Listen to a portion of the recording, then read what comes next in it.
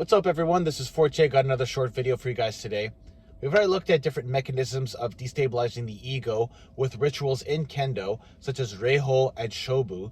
Reiho is the one that comes up in a lot more discussions when we talk about global Kendo, so we're going to talk about how it's often exaggerated in contexts outside of Japan. Because of the absence of systems of containment that are normally present in Japan, such as temples, monasteries, and actual lineages of Kendo teachers, Reiho, when performed, is often exaggerated and continued outside of normal Kendo practice in the West. Those altered states of consciousness that we enter when we perform Reiho as a form of ego dissolution are much more difficult to exit in the West because of the lack of delimitation where we practice Kendo, which is usually in high school gyms or community centers, and the outside world.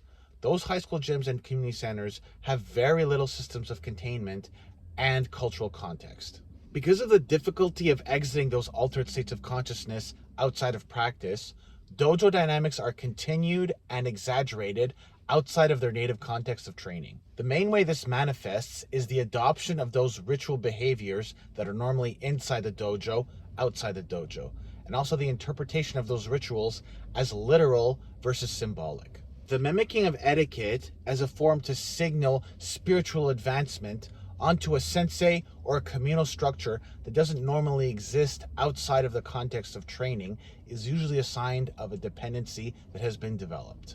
Westerners don't have an inherent reason to practice those ego-dissolving rituals because our societies are more inherently individualistic, which is why those powerful emotions experienced in Kendo practice have a strong imprint on Western psyches. Japanese culture is rooted in collectivism and harmony, and dissolving one's ego is for the sake of practicing safely, because you'll be accessing repressed emotions and impulses that are normally not present in your day-to-day life, such as rage, humiliation, and competitive aggression.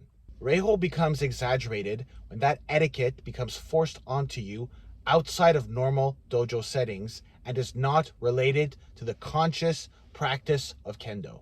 This is where there is confusion between sensei and practitioners alike in terms of when Reiho should be used, if at all, outside of the dojo in the global Kendo context. As always, if you have an experience like this one, share it with us in the comments below. If you know someone who'd like to see this video, share with them. Hit the like button for the algorithms and have an awesome day. I'll see you in the next video. Peace out.